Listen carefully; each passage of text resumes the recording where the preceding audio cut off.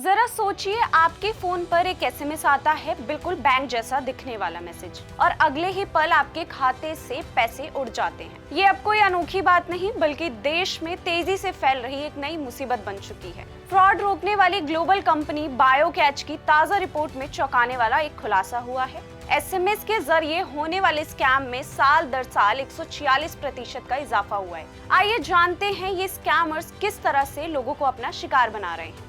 बायोकैच की रिपोर्ट के अनुसार जुलाई 2025 से जून 2026 के बीच मोबाइल में होने वाले फ्रॉड तेजी से बढ़े हैं। पिछले साल के इसी समय की तुलना में ऐसे मामले 68% बढ़ गए हैं। आईफोन यूजर्स पर साइबर फ्रॉड 86% बढ़े, एंड्रॉइड यूजर्स पर साइबर फ्रॉड 35% बढ़े हैं। वहीं वेब ब्राउजर से होने वाले फ्रॉड के मामले 10% कम हुए हैं। इसका मतलब है कि साइबर ठग कंप्यूटर या वेबसाइट के बजाय सीधे मोबाइल यूजर्स को अपना निशाना बना रहे हैं। रिपोर्ट के मुताबिक अब ठग कम जानकारी जुटाकर भी लोगों के साथ आसानी से फ्रॉड कर सकते हैं। फ्रॉड कॉल के जरिए होने वाली ठगी के मामले बढ़ रहे हैं।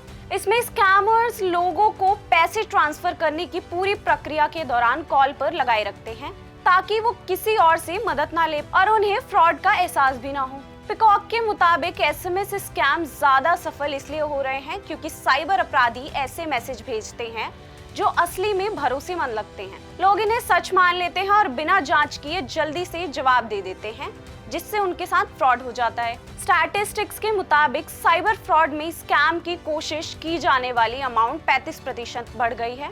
वही स्कैम वाले फोन कॉल और फ्रॉड प्रोसेस का टाइम कम हो गया है। इसका मतलब है कि साइबर क्रिमिनल सब कम टाइम में लोगों को ज्यादा आसानी से ठगने की कोशिश कर रहे हैं। बायोकैच ग्लोबल एडवाइजरी के डायरेक्टर सुभाशीष बोस का कहना है कि अब आरबीआई यानी reserve bank of India, Indian cyber crime coordinational centre और जांच एजेंसियों के बीच तालमेल पहले से बेहतर हुई है। उनका कहना है कि बिहेवियरल इंटेलिजेंस की मदद से बैंक सिर्फ एक पहचान जानने तक सीमित नहीं रहते, बल्कि यूजर्स की एक्टिविटीज पर लगातार नजर रखते हैं।